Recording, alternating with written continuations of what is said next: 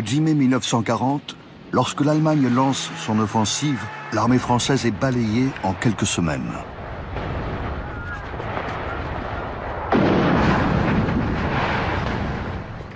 Une nouvelle fois, comme en 1914, le bassin minier du Nord-Pas-de-Calais est meurtri par l'occupation des fosses.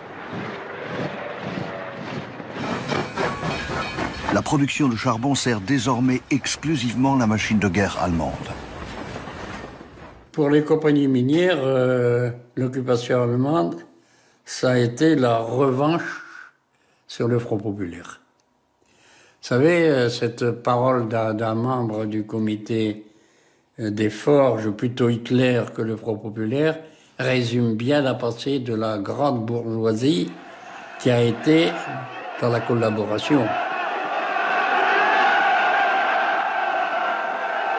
Le patronat minier, avec le soutien du régime de Vichy du maréchal Pétain, bascule dans sa grande majorité dans la collaboration avec l'Allemagne.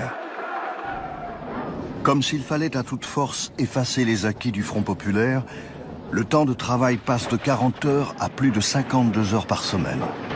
Les congés sont supprimés. Rendement individuel et chronométrage sont rétablis.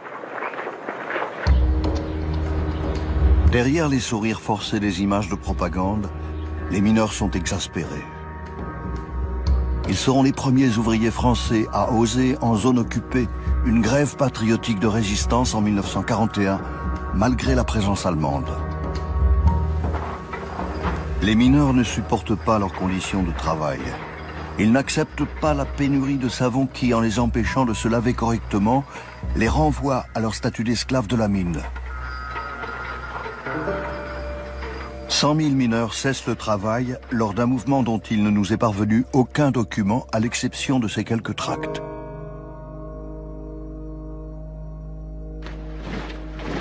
Les compagnies minières n'hésitent pas à dénoncer les leaders du mouvement à l'occupant. 400 mineurs seront arrêtés par les soldats allemands, 270 seront déportés. Vous vous retrouvez avec une lampe électrique dans les yeux à 1 heure du matin et votre mère qui vous dit « lève-toi, ils sont venus te chercher ». Il fallait que je sois à l'époque jeune et résistant parce que le travail de la mine avait fait quand même de nous des hommes résistants pour avoir bien tenu le coup.